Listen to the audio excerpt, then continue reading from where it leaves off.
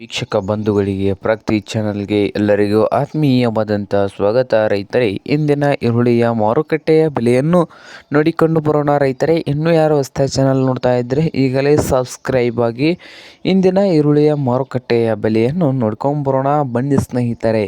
ಪುಣೆ ಮಾರುಕಟ್ಟೆಯಲ್ಲಿ ಪುಣೆಯಲ್ಲಿ ನೋಡೋದಾದರೆ 1 ಕ್ವಿಂಟಲ್ ಈರುಳ್ಳಿಗೆ ಕನಿಷ್ಠ ಬಂದು 600 ರೂಪಾಯಿದಿಂದ ಹಿಡಿದು ರೈತರೇ 2000 ರೂಪಾಯಿವರೆಗೆ ಪುಣೆ ಮಾರ್ಕೆಟ್ನಲ್ಲಿ 1 ಕ್ವಿಂಟಲ್ ಈರುಳ್ಳಿಗೆ ಬೆಲೆ ಇದೆ ನೋಡಿ ಪುಣೆಯಲ್ಲಿ.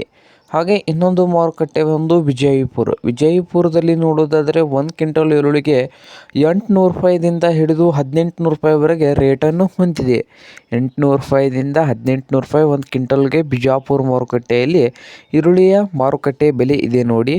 ಹಾಗೆ ಅಹಮದ್ನಗರದಲ್ಲಿ ನೋಡೋದಾದರೆ 1 ಕ್ವಿಂಟಲ್ ಈರುಳ್ಳಿಗೆ ಅಹಮದ್ನಗರದಲ್ಲಿ ರೇಟ್ ಬಂದು ರೈತರೇ 1000ದಿಂದ 2000 ರೂಪಾಯಿವರೆಗೆ ರೇಟು ಇದೆ. 1000ದಿಂದ 2000 ರೂಪಾಯಿವರೆಗೆ ರೇಟು ಅಹಮದ್ನಗರದಲ್ಲಿ. ಹಾಗೆ ಚಿಕ್ಕಬಳ್ಳಾಪುರದಲ್ಲಿ 1 ಕ್ವಿಂಟಲ್ ಈರುಳ್ಳಿಯ ಪ್ರೈಸ್ ನೋಡೋದಾದರೆ ಚಿಕ್ಕಬಳ್ಳಾಪುರದಲ್ಲಿ ಉತ್ತಮ ಕ್ವಾಲಿಟಿ ಈರುಳ್ಳಿ ಇದ್ದರೆ 1500 ರೂಪಾಯಿದಿಂದ 2300 ರೂಪಾಯಿ 400 ರೂಪಾಯಿ ಲಾಸ್ಟ್ ರೇಟು ಇದೆ ಚಿಕ್ಕಬಳ್ಳಾಪುರದಲ್ಲಿ.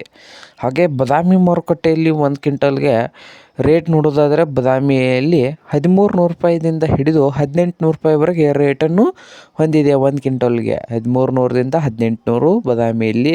ಹಾಗೆ ಹುಬ್ಬಳ್ಳಿ ಮಾರುಕಟ್ಟೆಯಲ್ಲಿ ರೇಟ್ ನೋಡೋದಾದರೆ ಹುಬ್ಬಳ್ಳಿಯಲ್ಲಿ ಬಂದು 1400 ರೂಪಾಯಿದಿಂದ ಹಿಡಿದು ನೋಡ್ಬೋದು ರೈತರೆ 1400ರಿಂದ 2200 ರೂಪಾಯಿವರೆಗೆ ರೇಟನ್ನು ಹೊಂದಿದೆ ಹುಬ್ಬಳ್ಳಿಯಲ್ಲಿ.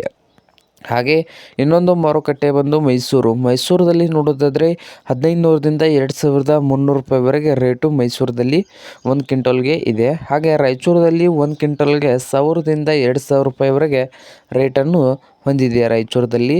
ಹಾಗೆ ಕೊಲ್ಹಾಪುರದಲ್ಲಿ 500 ರೂಪಾಯಿದಿಂದ ಹಿಡಿದು 2200 ರೂಪಾಯಿವರೆಗೆ ರೇಟನ್ನು ಹೊಂದಿದೆ ನೋಡಿ ರೈತರೇ. ಹಾಗೆ ಸಾಂಗ್ಲಿಯಲ್ಲಿ ಕೂಡ 500 ರೂಪಾಯಿದಿಂದ 2000 ರೂಪಾಯಿವರೆಗೆ ಸಾಂಗ್ಲಿ ಮಾರುಕಟ್ಟೆಯಲ್ಲಿ ರೇಟು ಇದೆ. ಇದು ಇಂದಿನ ಈರುಳ್ಳಿಯ ಮಾರುಕಟ್ಟೆಯ ಬೆಲೆ ಆಗಿದೆ ರೈತರೇ.